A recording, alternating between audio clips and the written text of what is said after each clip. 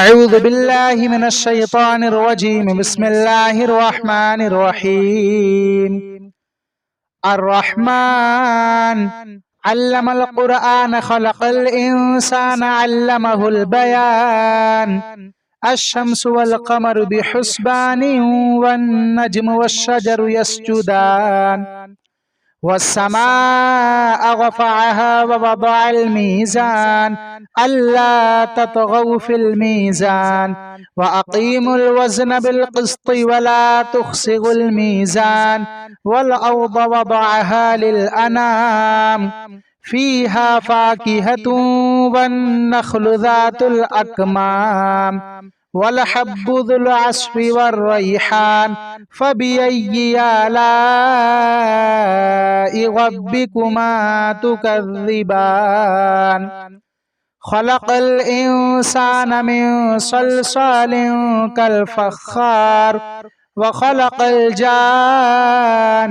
من مارج من نار فبأي آلاء ربكما تكذبان رب المشرقين ورب المغربين فبأي آلاء ربكما تكذبان مرج البحرين يلتقيان بينهما برزخ لا يبغيان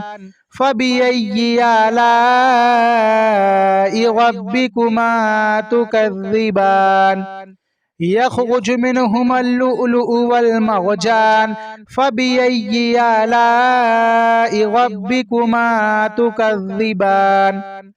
وله الجوار المنشآت في البحر كالأعلام فبأي آلاء ربكما تكذبان كل من عليها فان ويبقى وجه ربك ذو الجلال والإكرام فبأي آلاء ربكما تكذبان يسأله من في السماوات والأرض كل يوم هو في شأن فبأي آلاء ربكما تكذبان سنفرغ لكم أيها الثقلان فبأي آلاء ربكما تكذبان يا معشر الجن والإنس إن استطعتم أن تنفذوا من أقطار السماوات والأرض فانفذوا لا تنفذون إلا بسلطان فبأي آلاء ربكما تكذبان يرسل عليكما شواظ من نار ونحاس فلا تنتصران فبأي آلاء ربكما تكذبان فإذا انشقت السماء فكانت وردة كالدهان فبأي آلاء ربكما تكذبان فيومئذ لا يسأل عن ذنبه إنس ولا جان فبأي آلاء ربكما تكذبان يعرف المجرمون بسيماهم فيؤخذ بالنواصي والأقدام فبأي آلاء ربكما تكذبان هذه جهنم التي يكذب بها المجرمون يطوفون بينها وبين حميم آن فبأي آلاء ربكما تكذبان ولمن خاف مقام ربه جنتان فبأي آلاء ربكما تكذبان ذواتا أفنان فبأي آلاء ربكما تكذبان فيهما عينان تجريان فبأي آلاء ربكما تكذبان فيهما من كل فاكهة زوجان فبأي آلاء ربكما تكذبان متكئين على فرش بطائنها من استبرق وجنى الجنتين دان فبأي آلاء ربكما تكذبان فيهن قاصرات الطرف لم يطمثهن إنس قبلهم ولا جان فبأي آلاء ربكما تكذبان كأنهن الياقوت والمرجان فبأي آلاء ربكما تكذبان هل جزاء الإحسان إلا الإحسان فبأي آلاء ربكما تكذبان ومن دونهما جنتان فبأي آلاء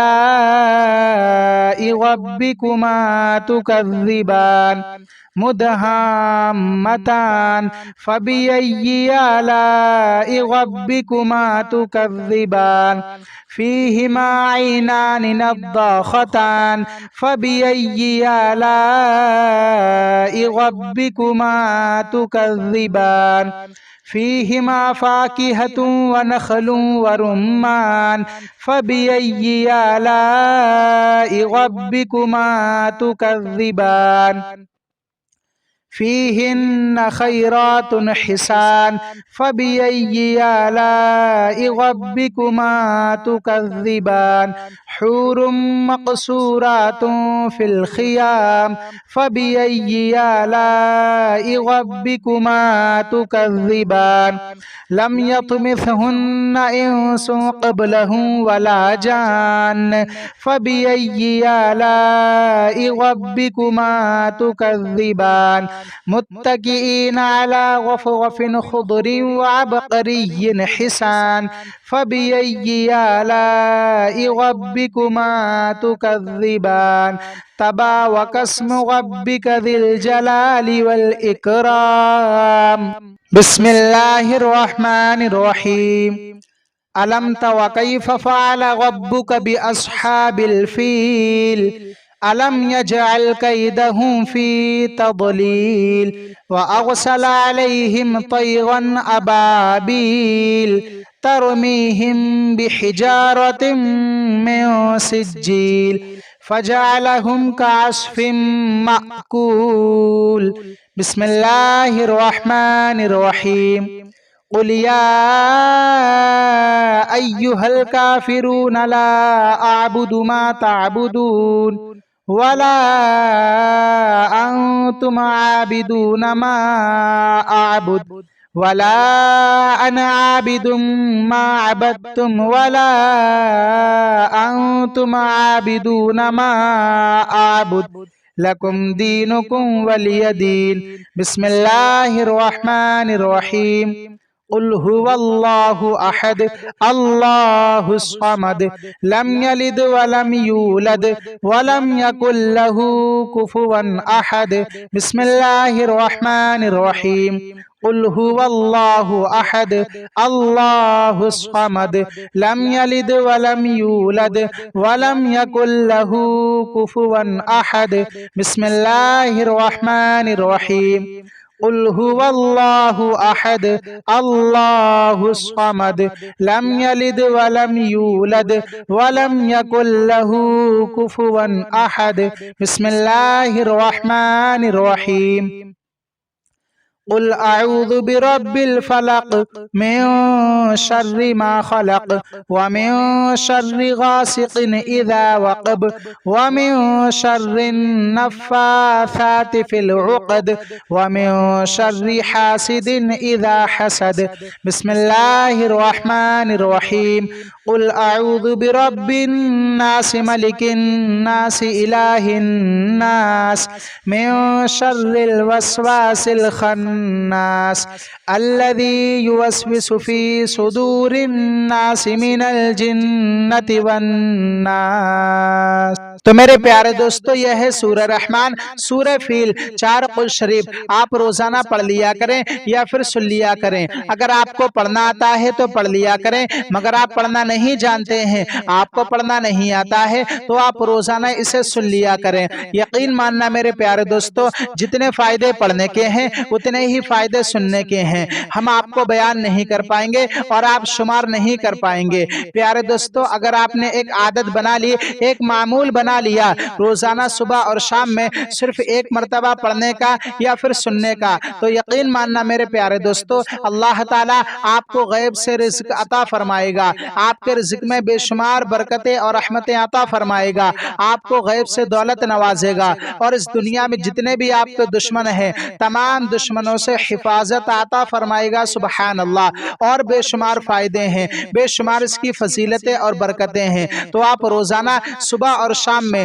صرف 1 مرتبہ پڑھ لیا کریں یا پھر سن لیا کریں۔ بس آپ کو نمازوں کی پابندی کرتے رہنا ہے، نماز کو نہیں چھوڑنا ہے اور اپنی نیت کو صاف کرنا ہے۔ آپ نے سنا ہوگا انما الاعمال بالنیات، عمل کا دار و مدار نیتوں پر ہے۔ جیسی آپ کی نیت ہوگی ویسا آپ کو صلہ ملے گا۔ اللہ رب العزت کی بارگاہ میں دعا ہے ہماری تمام پریشانیوں کو دور عطا فرما، ہماری تمام مشکلات کو آسان فرما۔ مولا جو بے اولاد ہیں انہیں نیک صالح اولاد عطا فرما۔ مولا ہمارے کاروبار میں، دکان میں، مکان میں بے شمار برکتیں اور رحمتوں کا نزول عطا فرما۔ آمین یا رب العالمین۔ پیارے دوستو، آپ محبت کے ساتھ کمنٹ باکس میں آمین ضرور لکھ دیں۔ اگر اللہ تعالیٰ نے کسی ایک کے آمین کو قبول کر لیا تو ہم سب کا بیڑا پار ہو جائے گا۔ چلیے میرے پیارے دوستو، ملتے ہیں نیکسٹ ویڈیو میں ایک نیا ٹاپک کے ساتھ۔ تب تک کے لیے آپ سبھی کو